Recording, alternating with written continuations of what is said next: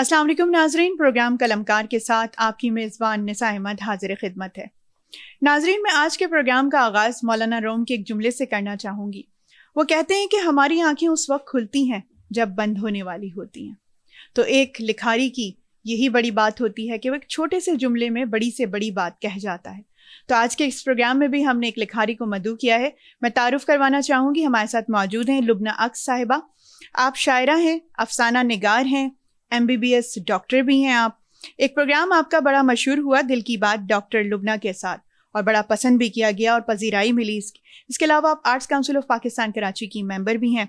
2014 में आपका एक मजमूए कलाम अक्स दर अक्स मंजर आम पे आया। 3 किताबें आपकी ज़ेर तबाह हैं। तो हम अपनी मुअज़्ज़िज़ मेहमान को खुश आमदीद कहते हैं। अस्सलाम वालेकुम। वालेकुम अस्सलाम निसा, कैसी हैं आप? मैं बिल्कुल ठीक हूँ। सबसे पहले तो आपका बहुत शुक्रिया कि आपने वक्त निकाला हमारे प्रोग्राम के लिए। शुक्रिया आपका भी बहुत, और सबसे अच्छा इतना प्यारा आपने मेरा इंट्रो किया है कि इसकी मुझे बहुत खुशी हुई। ये मोहब्बत है आपकी, बहुत शुक्रिया। लुबना साहिबा, गुफ्तगू का आगाज़ करते हैं।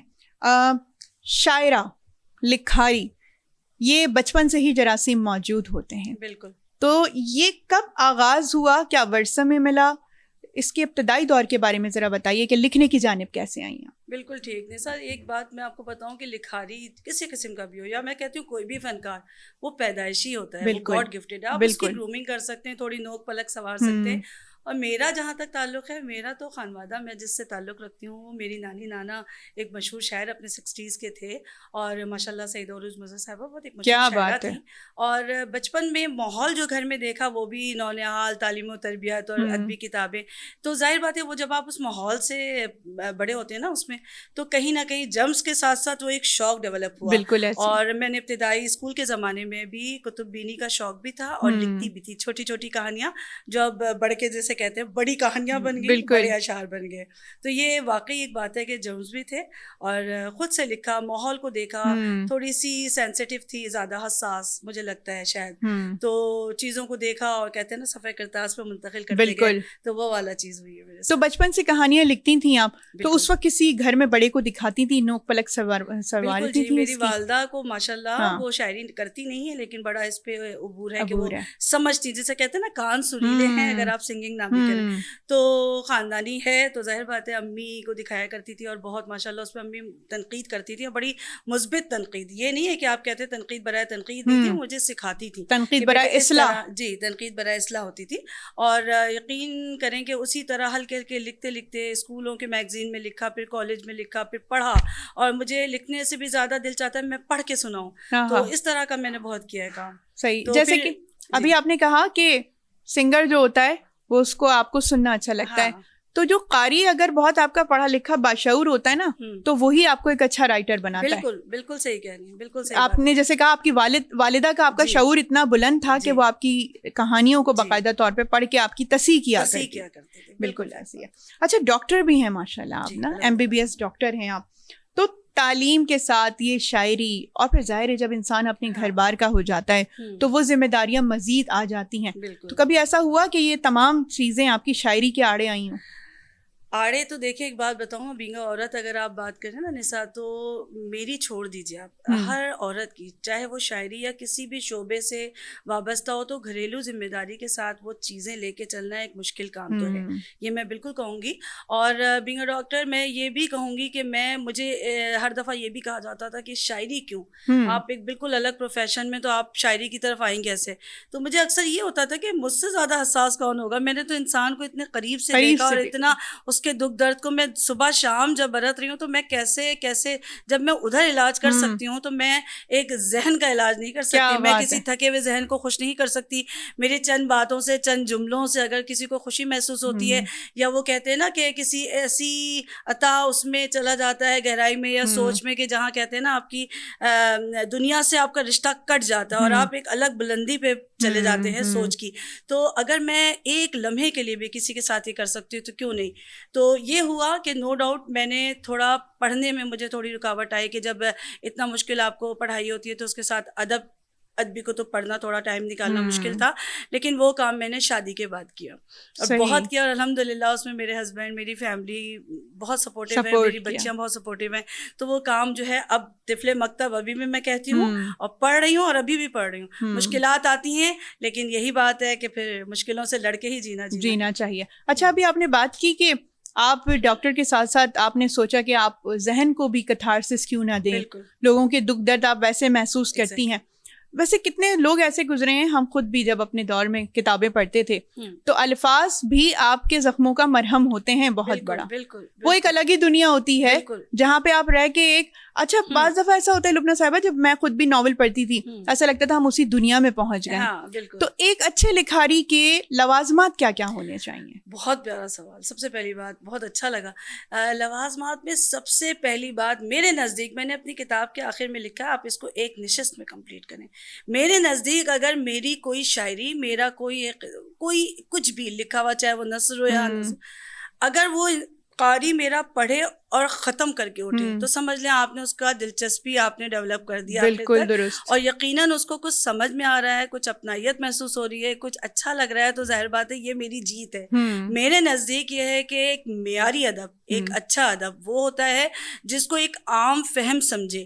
دیکھیں ایک کہا جاتا ہے کہ ہمارے زمانے میں غالب کی شاعری کو کہا جاتا تھا کہ مشکل ہے، نو ڈاؤٹ یہ بات ہے، غالب ہے، فلسفی، لیکن عام لوگوں کی پہنچ سے وہ تھوڑی سی دور ہو جاتی ہے. تو ایک عام فہم، میرا اپنا خیال یہ ہوتا ہے نساء کہ ایک عام قاری ایک لطف اندوز ہو سکے آپ کے جملوں سے، اس ماحول میں پہنچ سکے، اس کو ہر چیز یا ہر ایک جملہ کہیں یا وہ ماحول لگے کہ مجھ سے منسوب ہے، میں اس میں کہیں ہوں، چاہے وہ شاعری ہو، چاہے وہ نثر ہو، افسانہ ہو، آپ اس میں اس آدمی کو یا عورت جو بھی ہے، جو کردار ہے، وہ اپنے آپ کو محسوس کرے کہ میرے گرد گھوم رہی ہے. تو یہ ہے اس کی دلچسپی، اور میرے نزدیک یہی ایک ادب کی معراج ہے. بالکل یہ کامیابی ہے، انسان کو اپنے ساتھ انٹریکٹ کریں. بالکل صحیح کہا کہ میرے ساتھ اکثر ایسا ہوتا ہے کہ اگر میں کوئی کتاب پڑھ رہی ہوتی ہوں تو وہ دلچسپی کے اس معیار تک پہنچ جاتی ہے کہ میرا دل چاہتا ہے ایک ہی نشست میں ختم کر دوں. تو اس پھر لکھاری کو نا دل ہمارا اشش کر اٹھتا ہے کہ کیا بات ہے بھائی، کیا لکھا ہے آپ نے، یہ جیت ہے. اچھا شاعری کے ساتھ ساتھ ماشاءاللہ آپ نثر پہ بھی آپ کا بڑا کام ہے، بڑا ہاتھ ہے. آپ جیسے کہ میں نے پروگرام کے آغاز میں بتایا کہ آپ کی مزید کتابیں زیر طبع ہیں 3، تو وہ نثر کے حوالے سے کام آپ سامنے آنے والا ہے، آپ کو کچھ بتائیے اس بارے میں. نثر میں دیکھیں میں چھوٹے چھوٹے موضوعات پہ مختصر لکھتی ہوں. وہ 100 الفاظوں والا تو نہیں کہتی. میں سمجھتی ہوں میں نے اپنے الفاظ کو قید کر لیا تو میں نے اپنے آپ کو قید کر لیا. تو میں کبھی بھی اس طرف نہیں گئی 100 الفاظ کی کہانی، 15 صفحوں پہ مشتمل ناول. میں جب لکھتی ہوں تو لکھتی ہوں جب تک مجھے نہیں لگتا کہ آغاز سے انجام ہو گیا ہے اور اس کا یہ اینڈ ہو جانا چاہیے. تو نثر میں نے موضوعات کو چھیڑا ہے، کچھ گرے کامیڈی کی طرف بھی کچھ تھا. ایک ناول میں نے بہت شروع کیا تھا جو کہ مجھے لگتا ہے کہ کہنا نہیں چاہیے لیکن یہ تھوڑا سا ہضم کرنے میں ہمارے ہاں جو مردوں کا معاشرہ ہے وہ تھوڑا سا مشکل ہوگا. ایک زاویر نام سے ایک ناول میں نے شروع کیا اور اس کی الحمدللہ بہت اچھا رسپانس آیا کہ میں نے اس کی 2-3 قسطیں شائع جو کروائی ہیں. تو مجھے رسپانس جب اچھا ملا تو میں نے رکوا دیا تھا، تو کیونکہ مجھے لگا کہ نہیں میں اس کو کمپلیٹ جس طریقے سے کرنا چاہ رہی ہوں یہ نہ ہو کہ بیچ میں وہ آپ کو پتہ ہے نا قاری کے انداز سے چلنا پڑتا ہے. تو میں نے کہا نہیں یہ میں اپنے حساب سے اس کو مکمل کر دوں اور وہ ایک ایسی تحریر اور ایک ایسا انشاءاللہ تعالی شاہکار ہوگا کہ آپ لوگ واقعی محسوس ہوں گے کہ میں نے وہ ایک سچ لکھا ہے جس میں جو عورت کوئی بول نہیں پاتی، جو عورتیں کہنا چاہتی ہیں، محسوس کرنا چاہتی ہیں اور ہم بول نہیں پاتے اس مردوں کے معاشرے میں. تو وہ ایک تلخ حقیقت کے ساتھ ہے. ویسے وہ اس کے جیسے بہت چیزیں شروعات ہوئی ہوئی ہیں. اور کیونکہ میں نے میری بک آ گئی تھی کتاب میری غزلوں پہ اور نظموں پہ مشتمل، تو اس پہ زیادہ کام ہو رہا تھا. لیکن میرا جو شوق ہے، رجحان جو تھا وہ نثر کی طرف شروع سے ہی زیادہ تھا.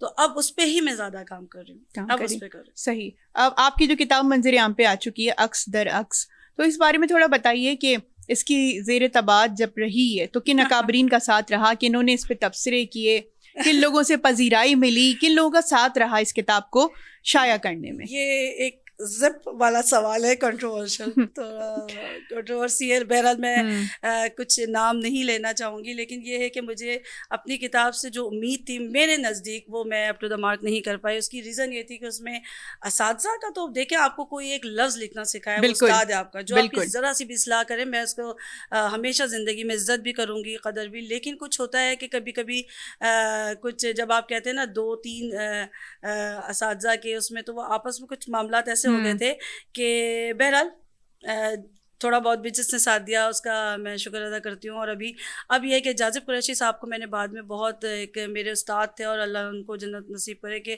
انہوں نے میرا بعد میں بہت ساتھ دیا اور بہت اصلاح کیا, اور ان سے میں نے بہت کچھ سیکھا ہے. بالکل یہ کتاب جو آئی تھی وہ ٹھیک ہے, لیکن وہ میری پسندیدہ کتابوں میں شاید شامل نہ. اب جو میرے آ رہے ہیں وہ شاید میرے دل سے قریب ہوں گے. صحیح ہے. افسانے بھی آپ لکھتی ہیں, کیا موضوعات کس طرح کے ہوتے ہیں جو آپ کو اٹریکٹ کرتے ہیں؟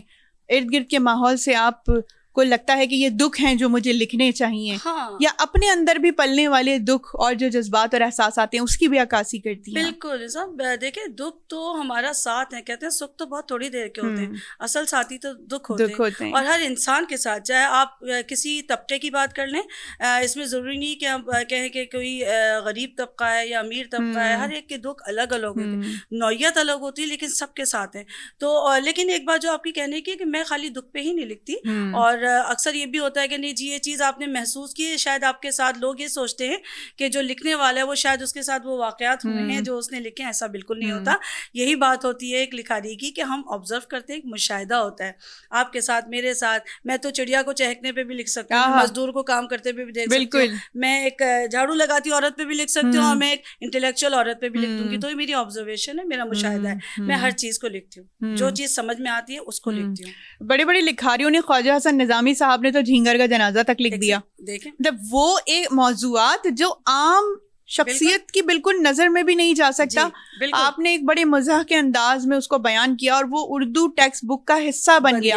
اور مجھے اب تک یاد پڑتا ہے جب میں پڑھتی تھی, جب میں ان کا وہ اقتباس پڑھتی تھی تو دل خوش ہوتا تھا کہ کیا لکھاری ہے, کیا لکھا ہے اس نے. سوری میں آپ کی بات کاٹ رہی ہوں, لیکن میں نے ایک چیز لکھی اس سے ہٹ کے تھوڑا, لیکن میں نے لکھا تھا ایک بہشتی عورت, اور وہ مزاحیہ انداز میں ہے, طنزیہ جسے آپ کامیڈی کہہ سکتے ہیں. اور اس کو کبھی مجھے موقع ملا تو میں اس کو ضرور بتاؤں گی. تو میں نے وہی ساری چیزیں جو ایک بہت معمولی سی باتیں کہ ایک عورت جو فیل کرتی ہے اپنے رشتوں میں, جو اس کو تکلیفیں ہوتی ہیں, اور وہ شادی شدہ عورتوں کے اوپر زیادہ جاتا ہے کہ وہ شادی کے بعد کیا تکالیف ہوتی ہیں اپنے رشتوں سے, اپنی چیزوں سے, جو اچھائی کے ساتھ ساتھ جو ایک ہوتا ہے نا کینلی آپ کو کوئی دیکھ رہا ہے, تو اس پہ بہشتی عورت کے نام سے ایک بہت پیارا ہے, تو وہ بہت جلد آنے والا ہے. وہ بھی ایک ماشاءاللہ ناول ہے, تقریباً ہو گیا ہے. تو بس یہ چیزیں واقعی چھوٹی چھوٹی باتیں, ضروری نہیں ہے کہ میں کسی بہت بڑے ٹاپک کو چھوڑوں, اس پہ تو بہت لکھا جا چکا, لکھ رہے ہیں لوگ, لیکن چھوٹے موضوعات پہ بھی لکھنا بہت ضروری ہوتا ہے. بالکل. اچھا, چھوٹی اور معمولی باتوں سے مجھے یاد آیا, واصف علی واصف صاحب کی میں کتاب پڑھی تھی, اس کا ایک چیپٹر, تو اس میں وہ کہتے ہیں کہ غیر معمولی چیزیں وہی بنتی ہیں جو معمولی ہوتی ہیں. وہ ایک وارث شاہ کا ایک تذکرہ کرتے ہیں کہ ایک جگہ کہیں بیٹھا ہوا, وہ کسی جگہ بیٹھے ہوئے تھے, تو ایک لڑکی سامنے سے گزری, وہ دل دے بیٹھے اسے, اور اس کے بعد لوگ اسے وارث شاہ کے نام سے پکارتے ہیں. ایک معمولی سا جو لڑکا تھا وہ غیر معمولی بن گیا. اپنی کتاب میں مزید وہ بہت سارے اسلامک پوائنٹ آف ویو سے بھی تذکرہ کرتے ہیں. ہدہد کو ہی ہم مثال لیتے ہیں کہ وہ کس طرح پیغام رسانی کا ذریعہ بنا, اور پھر باقاعدہ قرآن پاک میں اس کا تذکرہ کیا. اچھا, لکھاریوں میں بھی ایسی ہوتا ہے لبنہ صاحبہ, میں اکثر جان صاحب کا ذکر کرتی ہوں اپنے پروگرام میں, کہ بعض دفعہ جب وہ حیات ہوتے ہیں تو ان کا اتنا زیادہ پروٹوکول نہیں ہوتا, لیکن جانے کے بعد ان کو بڑا سراہا جاتا ہے. تو یہ کیا ہے؟ یہ ہمارے یہاں کا المیہ ہے. یہ ہمارے کا المیہ اس لحاظ سے ہے کہ دیکھیں ہر دور میں کہیں نہ کہیں ایک ان کو تو میں یہ بھی نہیں کہوں گی کہ مواقع نہیں ملے, مواقع ملے, لیکن شاید ہم اثر شعراء, ہم اثر رائٹرز یا جو لوگ ہوتے ہیں بعض اوقات آپ کو بہت پیچھے کر دیتے ہیں. اب اس کو میں سیاست کا نام دیتی ہوں, جو کہ ہم شاید پہلے نہیں سمجھتے تھے کہ 18ویں 19ویں صدی میں سیاست نہیں تھی.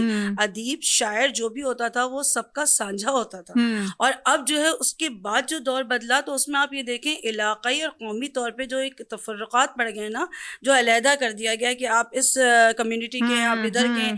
تو وہ جو ایک دور شاید گزرا, اور کہیں کہیں یہ بھی ہوا کہ مواقع نہ ملنے کی بھی وجہ ہوتی ہے, جو PR سسٹم آپ نے ایک ڈیولپ کیا ہوا ہے. بالکل وہ ڈیولپ کیا ہوا اور وہ ہو سکتا ہے اس وقت سے بھی ڈیولپ ہوا ہوا.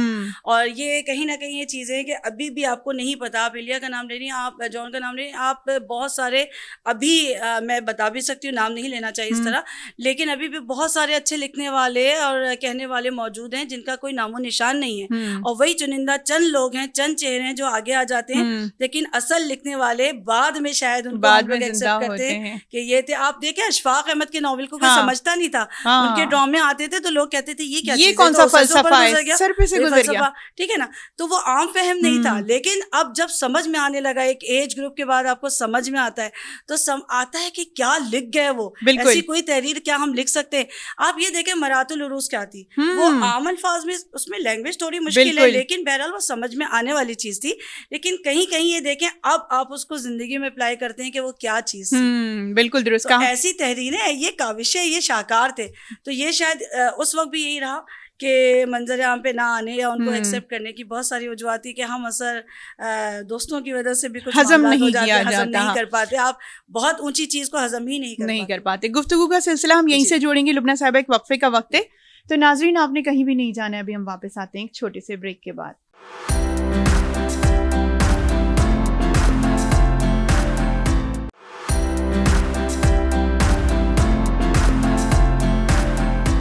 ویلکم بیک ناظرین, ہم واپس آ چکے ہیں اور گفتگو کا سلسلہ ہم وہیں سے جوڑیں گے جہاں سے ہم نے منقطع کیا تھا. تو لبنہ صاحبہ, بڑی دلچسپ اردو ادب کے حوالے سے بات چیت جاری ہے. مرات العروس کا بھی آپ نے تذکرہ کیا تھوڑی دیر پہلے. ڈپٹی نذیر احمد صاحب کی یہ تخلیق, اور کیا زبردست تخلیق کہ آپ کسی بھی دور میں اس کو پڑھ لیں, ڈرامے بھی بن رہے ہیں, فلمیں بھی بن رہی ہیں اس کے اوپر, ابھی تک زندہ ہے وہ تخلیق, ہم مثال ہے. اچھا, یہ جو تخلیقات ہوتی تھیں پہلے لبنہ صاحبہ, یہ تربیت کا حصہ ہوتی تھی, ان سے انسان سیکھتا تھا, قاری ہمارا تربیتی یافتہ ہو جاتا تھا. تو یہ کہاں چلا گیا اب سب کچھ؟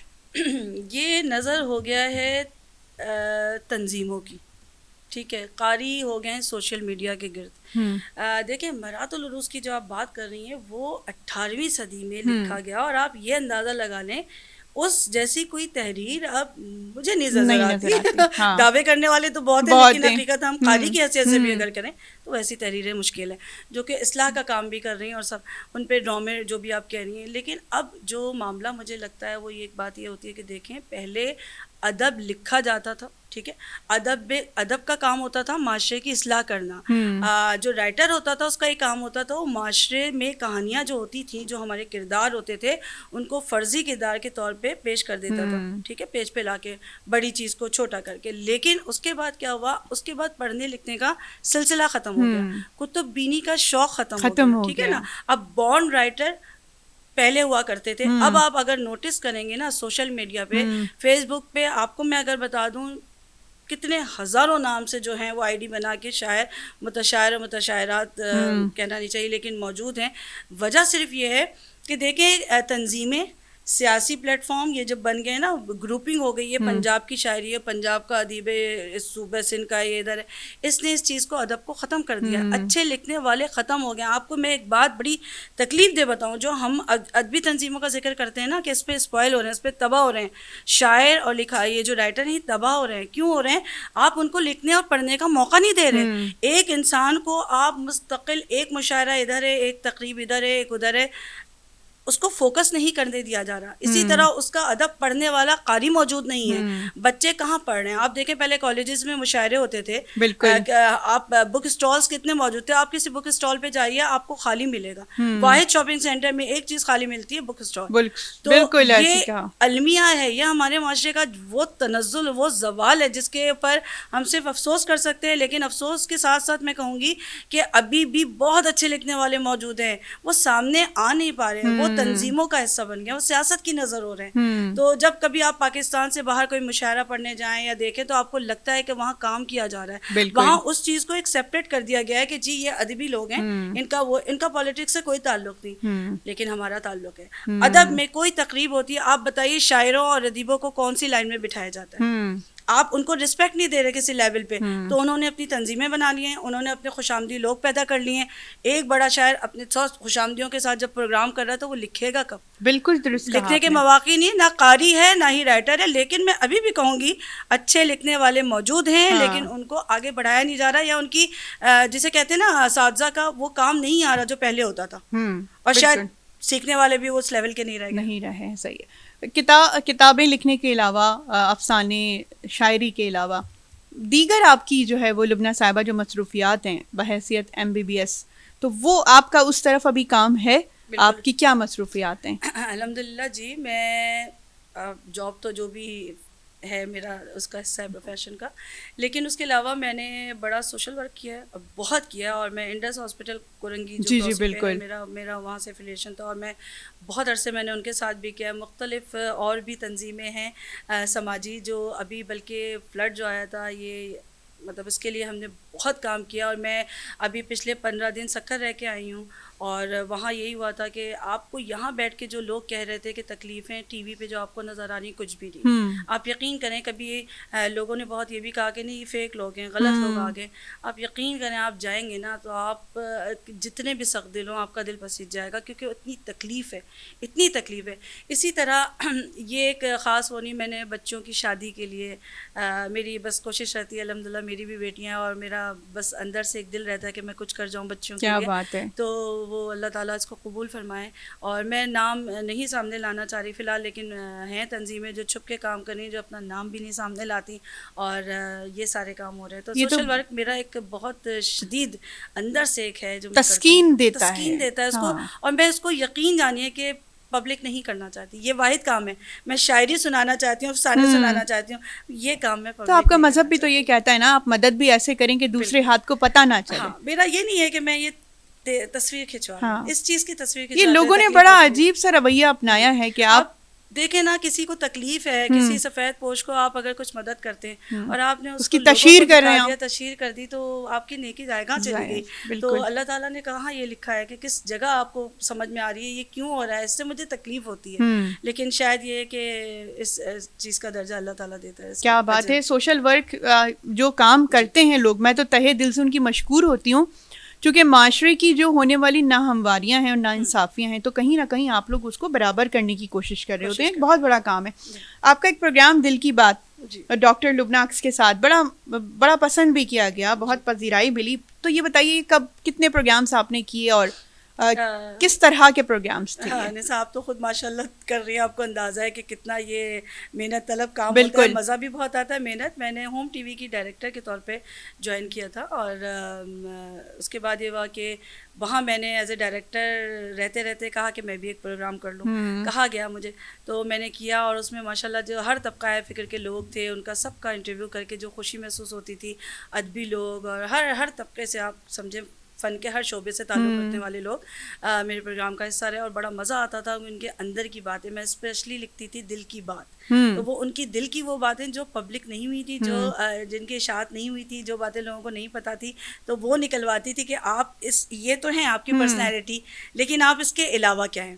تو وہ شاید اس لیے بھی لوگوں کو پسند آیا کہ وہ ریپڈ فائر سے لے کر ہر چیز میرے ہوتی تھی, تو بڑا مزہ آیا. سیگمنٹس ہوتے تھے اس میں. جی کیا بات ہے جناب. اچھا, یہ عمومی طور پہ لوگ یہ سمجھ رہے ہوتے ہیں لبنہ صاحبہ کہ جی بڑا اچھا ہے, ایک میڈیا کی چکا چوند ہے, لیکن اس کے پیچھے کتنا کام ہوتا ہے. اچھا, ہم تو یہاں بیٹھ کے بول رہے ہوتے ہیں, لیکن ہمارے پیچھے کیمرہ مین ہوتے ہیں, پوری پروڈکشن کی ٹیم ہوتی ہے, اس کو پھر آگے پھر اپنے آن ایئر کرنا ہوتا ہے. تو یہ ایک اکیلے بندے کا کام نہیں ہوتا, ایک محنت طلب کام ہوتا ہے. کوالٹی ہمیشہ آپ کا کام مانگتی ہے. بالکل. آپ دیکھیں 15 منٹ کے پروگرام کے لیے آپ کو گھنٹوں لگتے ہیں. ایک یہ سمجھنے والا ہی سمجھ سکتا ہے کہ کتنی تک دو کرنی پڑتی ہے, اور آپ بہت محنت ہوتی ہے. بالکل درست کہا آپ نے. اچھا, جو خواتین شاعرات ہیں کہیں ہمیں چیدہ نظر آتی ہیں ہر دور میں, لیکن جب نظر آتی ہیں تو بہت ہی با کمال انداز میں نظر آتی ہیں. بالکل. ایک الگ ان کا مقام ہے, ایک الگ پہچان ہے. پروین شاکر صاحبہ چلی گئی ہیں ہمارے درمیان سے, لیکن آج بھی وہ زندہ ہیں. تو آپ کیا سمجھتی ہیں کہ خواتین کو اردو شاعری میں کیا مقام ملا ہے؟ دیکھیے, مقام جو ملنا چاہیے تھا وہ ابھی تک نہیں ملا. ملا. میں آپ کی جو پہلا سوال تھا نا کہ عورتیں چیدہ ہیں, تو یہ عورت کو کسی بھی شعبے میں اپنے آپ کو منوانے کے لیے جو سب سے پہلا جو فائٹ کرنی پڑتی ہے نا وہ گھر سے. آپ کے گھر سے آپ کو ایک اسٹرگل شروع ہوتی ہے, اور بہت جرت مند عورتیں ہوتی ہیں جو باہر آ سکتی ہیں. کتنی عورتیں ہیں جو بہت سارے فن جانتی ہیں, جو لکھ سکتی ہیں, پڑھ سکتی ہیں, لیکن وہ ہمت نہیں کر پا رہی ہیں, ان کو موقع ہی نہیں دیا جا رہا. تو جو سامنے آتی ہیں وہ جرت مند خواتین, اور میں کہتی ہوں آپ پاکستان کی آبادی کا کتنا فیصد حصہ ہیں, تو آپ یہ دیکھیے کتنی عورتیں آئی ہیں سامنے, باقی گھروں میں ہی ہیں, محدود ہے, قید کی زندگی گزار رہی ہیں. تو اب مسئلہ صرف یہ آ جاتا ہے کہ دیکھیں وہ خواتین جو ہر دور میں آئی ہیں وہ جرت مند بھی تھیں, انہوں نے لکھا اور ان کو مواقع بھی ملے, گھر سے ان کو سپورٹ ہوئی. سب سے پہلی بات ان کے گھر والوں نے ان کا ساتھ دیا تو وہ سامنے آئی. ادا جعفری صاحبہ ماشاء اللہ, میں کہتی ہوں کشور نائت کو دیکھ لیں آپ, پروین شاکر کی تو کیا بات ہے, فہمیدہ ریاض صاحبہ, جی فہمیدہ ریاض صاحب ہیں. ابھی ہمارے دور حاضر میں بھی ہماری امسر شاعرات جو ہیں ان میں ہماری جو سینئر شاعرات ہیں بہت ہیں, اور آپ دیکھیں پاکستان سے باہر جا کے وہ اپنے آپ کو منوا رہی ہیں. ایسا نہیں ہے کہ ان کو نہیں ہے, بس یہ ہے کہ ہاں ان کو تسلیم کرنے میں ایک, میں پھر کہوں گی یہ معاشرہ مردوں کا ہے, تو خواتین شاعرات کو تسلیم کرنے میں بھی بڑا وقت لگے گا. اور خواتین شاعرات کے ہر شعبے میں نہیں تسلیم کر پاتے لوگ. بالکل درست کہا. اچھا, پسندیدہ شاعر کون ہے آپ کے؟ پسندیدہ شاعر سب سے پہلے تو غالب, حالانکہ یہ میں وہی کہوں گی کہ میں نے بچپن سے لکھنا شروع کیا, وہی والا جواب ہے, لیکن غالب تو غالب, غالب تو ابھی بھی غالب کی وہ اپنے نام کی طرح غالب ہے, وہ سب پہ غالب ہیں. آپ یقین کیجئے کہ وہ ایک تھا نا, لے آئیں گے بازار سے دل جوہر, جو کہا جاتا ہے کہ جو ٹرانسپلانٹ شروع ہوا ہے تو وہ غالب نے اس کو ایک اس میں کہہ دیا تھا مذاق میں. تو اسی طرح آپ دیکھیں ان کی شاعری عام فہم نہیں ہے, لیکن بعد میں غالب کی شاعری عام فہم بھی ہوئی ہے, تھوڑی آسان بھی تھی. اور وہ بہرحال اس زمانے کے تو شعراء میں, پھر میں اگر آپ انقلابی شعراء میں کہیں گے تو میں فیض کو میں نے بہت پڑھا بھی ہے, بہت پسند بھی ہیں, اور احمد فراز ہم سب کے پسندیدہ شاعر ہیں, بہت ہیں, لیکن غالب بہرحال میرے پسندیدہ شاعر ہیں. اچھا, اس وقت ابھی میں پچھلے دنوں کسی کے ساتھ گفتگو کر رہی تھی اور کہیں پڑھا بھی میں نے کہ جب اپنے ہم اسروں کے ساتھ تھے غالب تو اس وقت بھی ان کو ہضم نہیں کیا گیا, کیونکہ اس وقت تو وہ بادشاہت کا سسٹم تھا کہ جی آپ محل میں جا کے کلام سنایا کرتے تھے, تو وہ چیدہ چیدہ لوگ ہوتے تھے جو وہاں پہ موجود ہوتے تھے. تو غالب کی بھی پہچان ان کے جانے کے بعد ہوئی. تو یہ تو میں نے کہا نا, یہ ہماری قوم کا المیہ ہے, یہ بلکہ ہماری نہیں ہے, ساری دنیا کا المیہ ہے کہ انسان کی, شاید آپ یہ ایک بات دیکھیں, محسوس کرتے ہیں, کیا پتہ کل کو آپ کہیں ڈاکٹر لبنہ بھی کوئی چیز تھی, تو جب آپ ساتھ رہتے ہیں تو شاید بہت ساری باتیں ہیں ہم اتنا اس کو نہیں توجہ سے سنتے, یا اس کا کوئی جملہ, کوئی کہیں بھی بات جو بعد میں آپ کو سمجھ میں آتی ہے. بانو قدسی آپا کو ہم آج رو رہے ہیں, اور فاطمہ سرے, چلے کچھ لوگوں کی قدر میں کہوں گی کہ زندگی میں ہم نے کر لی ہے, حسینہ معین صاحبہ, انور مقصود یا وہ, لیکن باقی آپ دیکھیں بعد میں روتے ہیں, ہم رونے والی قوم ہیں, تو ہم بعد میں ان کے جملوں کو, ان کی چیزوں کا, وہ سوچتے ہیں کہ وہ کیا سوچ تھی جو انہوں نے آج سے 50 سال پہلے کون سی سوچ چھوڑی ہے. آپ یہ دیکھیں شاعری میں, نثر میں, یا کسی بھی طبقے میں وہ جو کام کیا جا چکا ہے نا 100 سال پہلے, اسی کو آپ بار بار اسی پہ کام کر رہے ہیں. کوئی انوویشن, کوئی ایک نیاپن, کوئی ایک جدت, یہ بہت کم لوگ لا پا رہے ہیں. بالکل صحیح کہا, اسی کو آپ دوبارہ کریں. ابھی آپ نے عہد حاضر کے انور مقصود صاحب کا نام لیا, میں کہتی ہوں کہ کیا ان کا کاٹدار قلم ہے, مزاح کے حوالے سے سنجیدہ بات کر جاتے ہیں وہ, مزاح کے پیرائے میں لپیٹ کر. میں نہیں سمجھتی کہ ان سے کوئی بہتر. مستنصر حسین تارڑ کی میں بات کروں, کیا سفر نامے بولے, کیا بات ہے ان کی. مطلب ابھی بھی ہم رشک کر سکتے ہیں کہ ہمارے اردو ادب میں اس طرح کے بڑے بڑے نام ہمارے ساتھ جڑے ہوئے. جب آپ ان کو بیٹھ کے سنتے ہیں نا لبنہ صاحبہ, آپ کا دل چاہتا ہے بس یہی بولتے رہیں اور آپ سنتے رہیں. اچھا, تو یہ مجھے بتائیں کہ صحبت بڑا اثر کرتی ہے آپ کی شخصیت کی تبدیلی میں؟ بالکل کرتی ہے, بالکل کرتی ہے. آپ جن لوگوں کے ساتھ اٹھنا بیٹھنا آپ کا ہوگا, آپ کی زبان, آپ کا لہجہ, آپ کا رکھ رکھاؤ, اس کا عکاس ہوتا ہے میرے خیال میں. اور یہ بات ہے کہ اگر آپ کی طبیعت میں, مزاج میں اتنا مضبوطی یا اتنا اسٹرانگ ہیں آپ کہ آپ کسی جگہ بھی رہ کے اپنے آپ کو منوا سکیں, تو یہ بہت کم لوگوں میں ہوتا ہے, لیکن صحبت اثر کرتی ہے. الحمدللہ ہمارے ساتھ ابھی اچھے لوگ ہیں, اچھے لوگوں کا ساتھ ہے, اور میں کوشش یہی کرتی ہوں کہ جو لوگ ہوں معیاری ہوں, کم ہوں, ہجوم نہ ہوں, لیکن کم لوگ ہوں لیکن آپ کے ساتھ مخلص ہوں, اچھے ہوں اور وفادار ہوں. بالکل. آج آپ ہمارے پروگرام میں آئی ہیں تو لبنہ صاحبہ کچھ سننا چاہوں گی میں آپ کی, کوئی نظم, کوئی آپ کی غزل, تو پلیز ہمارے ناظرین کی سماعتوں کی نظر کیجیے. ہاں اچھا, یہ آپ نے مجھے کہا نہیں تھا لیکن میں سنا دیتی ہوں. ایک تو میں بلکہ پوری غزل کے بجائے کہیں 2 اشعار سنا دوں. بالکل بالکل, ارشاد, پسندیدہ 2 اشعار. ارشاد. ایک ہے کہ کبھی رونا محبت ہے، کبھی ہنسنا محبت ہے، کبھی رونا محبت ہے، کبھی ہنسنا محبت ہے، کسی کو خوش دلی سے دیکھتے رہنا محبت ہے، اور کسی کی یاد سے جانا کبھی مسکان آ جائے، کسی کی یاد سے جانا کبھی مسکان آ جائے تو اس کو چند ساتھ سوچتے رہنا محبت ہے۔ کیا بات کسی ہے، سہمی ہوئی چڑیا کا بازو ٹوٹتے دیکھو، اسے مرہم لگا کر پھر اڑا دینا کیا محبت بات ہے، کیا بات ہے، کیا بات ہے۔ اور ایک ہے کہ دیکھیں تو کس مقام پہ آنے لگے ہیں لوگ، دیکھیں تو کس مقام پہ آنے لگے ہیں لوگ، اب تو میری دعا بھی چرانے لگے ہیں لوگ۔ واہ واہ واہ، اور شکریہ بہت۔ اور کوئی کسر رہی ہے میرے التفات میں، کوئی کسر رہی ہے میرے التفات میں، تبھی تو درمیان میں آنے لگے ہیں لوگ۔ کیا کہنے بھائی، کیا کہنے، بہت خوب، بہت خوب۔ اگر آپ کہیں تو میں ایک لائن ترنم سے گا بالکل بالکل، ارشاد ارشاد، جو میری شاید کافی اللہ تعالیٰ کا شکر الحمدللہ پسند کرتے ہیں۔ ارشاد۔ یا تو ہوتا ہے یا نہیں ہوتا، عشق میں شائبہ نہیں ہوتا، کیا بات ہے، یہ حدود و قیود کیا جانے، یہ حدود و قیود کیا جانے، عشق میں ضابطہ نہیں ہوتا۔ واہ، کیا کہنے، کیا ترنم سے آپ نے پڑھائے، با کمال، بہت بہت شکریہ۔ ہم وقفے کا ایک وقت ہے، ابھی ہم واپس آتے ہیں۔ تو ناظرین آپ نے کہیں بھی نہیں جانا ہے، ابھی ہم واپس آتے ہیں ایک چھوٹے سے بریک کے بعد۔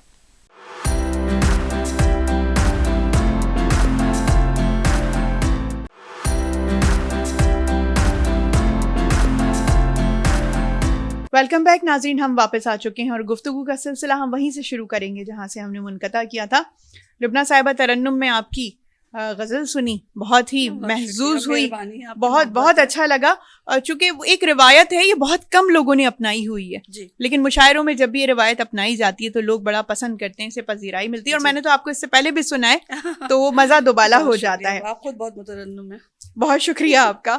اچھا، میں آپ سے ایک سوال پوچھنا چاہتی ہوں، پھر میں آپ کی غزل سننا چاہوں گی کہ رومانیت کہا جاتا ہے کہ شاعری کی روح ہوتی ہے۔ بالکل، کوئی بھی شاعر یا شاعرہ جب قلم اٹھاتا ہے، ہو ہی نہیں سکتا کہ وہ اس موضوع سے اجتناب کرتے ہوئے گزر جائے۔ تو آپ کیا سمجھتی ہیں کہ اگر محبت ہوتی ہے تو شاعر تخلیق پاتا ہے؟ بالکل، یہ ایک حد تک تو آپ بالکل کہیں گے۔ دیکھیں جیسا ہر انسان کو اللہ تعالیٰ نے مختلف پیدا کیا ہے۔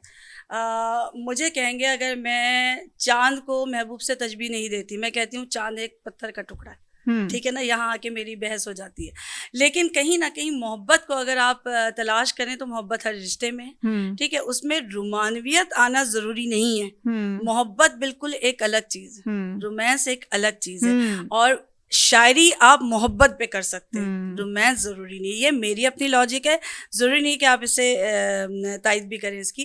لیکن یہ دیکھیے کہ میں نے اپنی پہلی کتاب میں رشتوں پہ لکھا، اپنے ارد گرد رشتوں پہ لکھا۔ بعد میں مجھے یہ کہا گیا کہ آپ تھوڑا سا اس طرف آئیں اور لکھیں، اور یقین جانیے کہ لکھنا یہ میری مجبوری تو نہیں کہوں گی، لکھنے میں مزہ بھی آیا، لکھا بھی، لیکن کہیں نہ کہیں لوگ سمجھتے ہیں کہ جو گیسو، رخسار اور ان کی شاعری، مجھے لگتا ہے ہمارے ارد گرد موضوعات بہت ہیں، تو ہمیں اب اس چیز سے نکل آنا چاہیے۔ اور یہ 21ویں صدی، یہ اس میں وہ دور رہا بھی نہیں ہے کہ آپ خالی رومانٹک شاعری کریں۔ ہاں یہ ضرور ہے کہ جب آپ لکھنے پہ آتے ہیں یا کوئی بھی شاعر، اس کے پاس یہ احساسہ ہوتا ہے کہ کچھ کلام اس کا، یا جو کہیں گے آپ، وہ رومانویت لیے ہوئے ہوتا ہے، وہ محبت ہوتی ہے، دل سے نکلتی ہے، کسی چیز کو آپ محسوس کرتے ہیں۔ تو دیکھیے، میں آپ کی اس بات سے اتفاق کرتی ہوں، چونکہ محبت تو روح کے ساتھ رشتے کا نام ہے، اس میں باقی لوازمات کی ضرورت نہیں پیش آتی، تو وہ ایک الگ ٹاپک ہے اور یہ ایک الگ موضوع ہے۔ بالکل، میں کچھ آپ سے سننا چاہوں گی لبنہ صاحبہ، ارشاد۔ یہ اب آپ کو کیسی لگے، کیونکہ میں نے ابھی مشاعروں میں بھی نہیں پڑھی، بالکل تازہ کلام آپ کے ارشاد ارشاد عطا کیجیے۔ ایک ستم اور کر رہے ہو تم، ایک ستم اور کر رہے ہو تم، جانے پھر کس پہ مر رہے ہو تم، ایک ستم اور کر رہے ہو تم، جانے پھر کس پہ مر رہے ہو تم، دیکھو کتنا عجیب لگتا ہے، دیکھو کتنا عجیب لگتا ہے، میرے سائے سے ڈر رہے ہو تم، میرے سائے سے ڈر رہے ہو تم، اور بات میری کہاں سنی تم نے، بات میری، یہ مردوں کے معاشرے کے لیے، بات میری کہاں سنی تم نے، بات اپنی ہی کر رہے ہو تم، بات میری کہاں سنی تم نے، بات اپنی ہی کر رہے ہو تم، اور زندگی جیسی زندگی گزری، زندگی جیسی زندگی گزری، جب میرے ہم سفر رہے ہو تم، زندگی جیسی زندگی گزری جب میرے ہم سفر رہے ہو تم، اور درد میں جب تم کو یاد کیا، درد میں جب تم کو یاد کیا، کس قدر پر اثر رہے ہو تم، کس قدر پر اثر رہے ہو تم،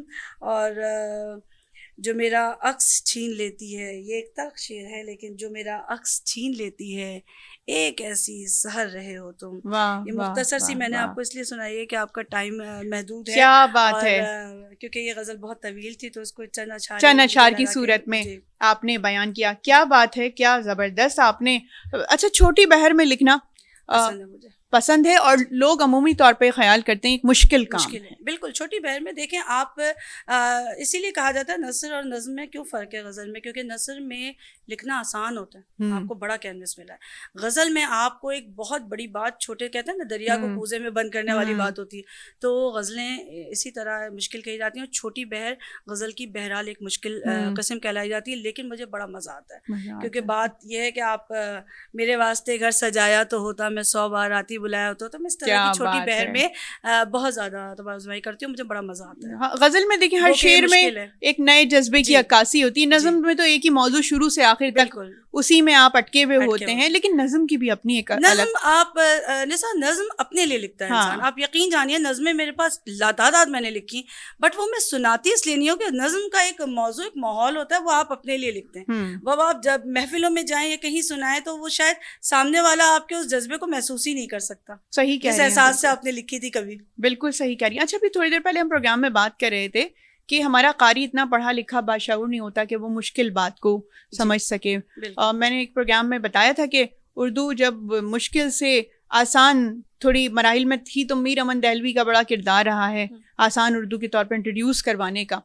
تو یہ کیا بات ہے کہ قاری جو ایک بہت بڑی تعداد میں ہے وہ نابلد ہے, اس کو نہیں پتا, اس کو آسان پیرائے میں بات کر کے بیان کرنی چاہیے. لیکن جب میں محافل میں بیٹھتی ہوں تو وہاں بڑے مشکل ثقیل اردو کے الفاظ استعمال کیے جاتے ہیں. تو شاید یہی وجہ ہے کہ ایک بڑی تعداد ان تقاریب سے دور رہتی ہیں. بہت پیاری بات, بہت پیاری بات. میں نے ابھی آپ کو شروع میں یہ بات کی تھی کہ میں سمجھتی ہوں میری شاعری, اور میں نے اس طرف رکھا بھی ہے کیونکہ الفاظ کا چناؤ اور استعمال تو ہم کر سکتے ہیں, لیکن آپ یہ دیکھیں سامنے والے کو سمجھ آ رہا ہے. وہ اگر آپ کسی کو اپنا شعر سنائیں اور وہ آپ کے ساتھ اس کا تعلق ہی نہیں جوڑ رہا تو بیکار ہے, آپ کا تعلق نہیں جوڑا, آپ بیکار ہیں. تو اس زمانے میں آپ دیکھیں بچوں کے پاس ٹائم کہاں ہے. ہماری نوجوان نسل کو یہ ٹائم ہے, ہماری جوان نسل کو, کہ وہ مشکل مشکل الفاظ, کیمبرج کے سسٹم سے بچے پڑھے ہوئے ہیں, انگلش کا دور ہے, زمانہ بدل گیا ہے. اب گھروں میں ادبی رسائل نہیں آیا کرتے, بہت کم ہو گیا. سوشل میڈیا سے وہ کیا چیز سیکھیں گے جو آسان ترین ہو. صحیح ہے. اسی طرح جو ہے شعرا کو میں واقعی مجھے افسوس ہوتا ہے کہ کبھی کبھی گفتگو آپ دیکھیں, یہ بچپن سے ہمیں سکھایا جاتا ہے کہ آپ سامنے والے کو دیکھ کے بات کریں. بالکل ایسی ہے. اگر آپ اس کا لیول جو سمجھ رہے ہیں اس لحاظ سے بات کریں تو یہ ایک زیادتی ہے کہ اگر آپ سمجھ رہے ہیں کہ قاری سمجھدار نہیں ہے, نہیں سمجھ پا رہا کوئی بھی, یا تو آپ وہ طریقے اپنائیں جیسے میں نے کہا کہ اس کو کسی لیول پہ لائیں, تو الیکٹرانک اور پرنٹ میڈیا کے ذریعے اس کو پہلے اتنا بڑھاوا تو دیں کہ قاری پیدا تو ہوں آپ کے دور کے, تو پھر آپ مشکل بات کریں. ادروائز یہی ہوگا, سننے والا بھی شاعر, کہنے والا بھی شاعر. یہی ہو رہا ہے آج کل. آپ دیکھیں کہ قاری نہیں ہے, سامعین نہیں ہے, صرف آپ ہی کہہ رہے ہیں, آپ ہی سن رہے ہیں. تو یہ میرا نہیں خیال ہے کہ ترویج ہے ادب کی. بڑے میڈیمز ہیں, دور ہے, تکلیف دہ دور ہے, اور اتنے میڈیمز ہیں. بالکل, آپ کا ریڈیو ہے, آپ کا ٹی وی ہے, سوشل میڈیا آ جاتا ہے, آپ کا پھر پرنٹ میڈیا, اخبارات ہیں, رسائل ہیں, جرائد ہیں, ایک بھرمار ہے چیزوں کی, لیکن اس کے باوجود بھی ادب فروغ نہیں پا رہا. اسی لیے نا کہ آپ دیکھیں کہ غلط ادب آ رہا ہے سوشل میڈیا پہ. آپ کو معیاری کلام نہیں ملے گا, معیاری چیزیں بہت کم ملتی ہیں. آپ ریختہ کو کہاں تلاش کریں گے؟ بچے تو جو سامنے چیز آ رہی ہے, جو شعر آ رہا ہے اس کو کوٹ کر دیتے ہیں اور وہ سمجھ لیتے ہیں. تو یہی تو, یا تو ان کو ایک مضمون کے طور پہ, میں ہمیشہ کہتی تھی کہ لوگ کہتے ہیں متشاعر متشاعرہ, تو میرا بڑا جھگڑا رہا اس بات پہ کافی اساتذہ سے. میں نے کہا کہ اس کو ایک مضمون کے طور پہ کیوں نہیں پڑھایا جاتا؟ شاعری کو یونیورسٹی میں ایک باقاعدہ درجہ دے دیجیے, ایک سبجیکٹ رکھ دیجیے کہ آپ نے اگر گریجویٹ کرنا ہے تو, یا اگر آپ کے ساتھ اردو لازمی ہے تو آپ شاعری کا ایک لیں گے. آپ اس کو شعراء کو پڑھا رہے ہیں لیکن شاعری انگریزی کی کتابوں کے ساتھ بھی تو یہ ہوتا ہے نا, مضمون کے طور پہ نہیں پڑھا رہے آپ اس کو. مضمون کے طور پہ شاعری, سمپل شاعری پڑھائیے. شعراء کو نہیں کہہ رہی, شاعری پڑھائی کہ شاعری ہے کیا, بحر کیا ہے, ردیف کیا ہے, قافیہ کیا ہے, سلیس کیا ہے, کیا کس طریقے سے لکھا جاتا ہے. تو اگر آپ یہ پڑھائیں گے تو ہو سکتا ہے کہ بہت سارے لوگ, سارے لوگ تو نہیں لیکن بہت سارے لوگ ادب کی طرف دوبارہ آئیں, اور وہ ماحول, وہ جو شمعدان, وہ محفلیں, وہ چائے خانے تھے, وہ دوبارہ بن سکتے ہیں. وہ شمعدان والی محفلیں دوبارہ آ سکتی ہیں. آپ پیدا تو کریں. آپ تو تنظیموں کی نظر ہو گئے, ادب تنظیموں کی نظر ہو گیا, سیاست کی نظر ہو گیا. انٹرمیڈیٹ میں بھی جو ہمارا کورس ہے اس میں جو انگلش ہے باقاعدہ طور پہ اس کا چیپٹرز الگ ہے, اس کے جو نظم کی بک ہے وہ بالکل الگ ہے, اور جو ناول ہے وہ بالکل الگ ہے. بالکل. تو جب آپ کسی دوسری زبان کو اتنی زیادہ ترجیح دے رہے ہیں تو آپ پھر اردو کے لیے بھی سوچیں جو آپ کی اپنی زبان ہے. بالکل یہی میں کہنا چاہ رہی تھی کہ ہم بھی تو یہ کام کر سکتے ہیں نا. ہم انسپائر ہوتے ہیں لیکن ہم وہ کام کرتے نہیں ہیں, اور پھر تکلیف ہوتی ہے کہ آپ کے بچے جو ہیں وہ بے روی کا شکار ہو رہے ہیں. تو آپ ان کو, قاری وحید ظفر نے ایک نعت پڑھی تھی اور انہوں نے اس نعت کے لیے بار بار کہا کہ اس زمانے میں تھوڑا سا بچوں کا وہ دیکھتے تھے گانے گا رہے ہیں, تو انہوں نے کہا میں ایک ایسی چیز پڑھ دوں کہ بچے اس طرف ہو جائیں. تو اس زمانے میں ایک ان کی نعت اللہ علیہ وہ ایک آ گئی تھی. تو وہی میرا مقصد یہی کہنے کا ہے, آپ لکھیے, آپ اس کو اتنا گلیمرائز کر دیں بچوں کے معیار پہ آ کے, بچوں کا ذہن سمجھتے ہوئے. کیوں نہیں ایسے مشاعرے یا پروگرام ہو رہے کہ بچے آئیں, کانسرٹس میں بھی تو جاتے ہیں نا نوجوان نسل. تو آپ کریں گے اس کو, آپ ان کے ذہنی معیار کے مطابق بنانے کی کوشش تو کریں, تو ان کو الگ نہ کریں, اپنے ساتھ اپنا حصہ سمجھیں, تو پھر یہ ترویج ہوگی. بالکل. لبنہ صاحبہ, پروگرام کا ہمارا وقت ختم ہو گیا ہے. جاتے جاتے میں چاہوں گی, میں ہر مہمان سے کہتی ہوں کہ کوئی پیغام, خصوصی طور پہ نوجوان نسل جو اس وقت ہمارا پروگرام دیکھ رہی ہے, بہت سارے ایسے بھی ہیں جن کو دلچسپی ہے ادب سے, تو کوئی آپ آخر میں جاتے جاتے بات کرنا چاہیں؟ سب سے پہلے میرا پیغام تو میں جوان نسل کے لیے تو کہوں گی کہ محبت بانٹیں, ٹھیک ہے, اور ہمارا اثاثہ محبت ہے, محبت سے ملیں, بڑوں کا ادب کریں, احترام کریں. اور اگر آپ صرف ادب کے حوالے سے کہہ رہی ہیں تو اپنے دل میں گنجائش پیدا کریں اور سننے کا مادہ, سننے کا حوصلہ پیدا کریں. اگر آپ کی کوئی نشاندہی کر رہا ہے کسی غلطی کی, تو آپ اس کو پازیٹیو لیں اور اس کو سمجھیں. ادب احترام سب سے پہلے شروع ہوتا ہے, اس کے بعد. اور کتب بینی کی طرف آئیں, ادب کو پڑھیں, اور سب سے بڑی بات اپنے بزرگوں کی عزت کریں. جب آپ عزت کرتے ہیں تو آپ کو اللہ تعالیٰ بہت کچھ نواز دیتا ہے ہر طریقے سے, خالی ادب میں ہی نہیں, ہر طریقے سے. تو اس نوجوان نسل اتنی انرجیٹک ہے, ہمارے بچے, میں تو کہتی ہوں ہم سے بہت زیادہ اچھے ہیں, ہم سے بہت زیادہ اچھے ہیں. تو ان کو صرف ایک گروم کرنے کی ضرورت ہے, پالش کرنے کی ضرورت ہے, اپنانے کی ضرورت ہے, ایک ڈائریکشن دے دیں, اس ڈائریکشن میں اپنائیت ہو, اپنا کے آپ کچھ بھی کروا لیں. کیا بات ہے, بہت پیارے بچے ہیں. بہت شکریہ لبنہ صاحبہ کہ آج آپ پروگرام میں ہمارے پاس تشریف. بہت شکریہ آپ کا نساء, آپ نے بلایا تھی محبت سے, بہت شکریہ. بہت شکریہ. تو ناظرین, یہ تھا ہمارا آج کا پروگرام. لبنہ صاحبہ نے جاتے جاتے ایک پیغام دیا نوجوان نسل کو کہ ہمیشہ ہمیں اپنے بڑوں کا ادب کرنا چاہیے. وہ کہا جاتا ہے نا کہ بادب با نصیب, بے ادب بد نصیب. تو جاتے جاتے اپنی میزبان نساء احمد کو اجازت دیجیے گا. اگلے پروگرام میں ہم پھر کسی نئے مہمان کے ساتھ آپ کی خدمت میں حاضر ہوں گے. اپنا بہت زیادہ خیال رکھیے گا. اللہ نگہبان.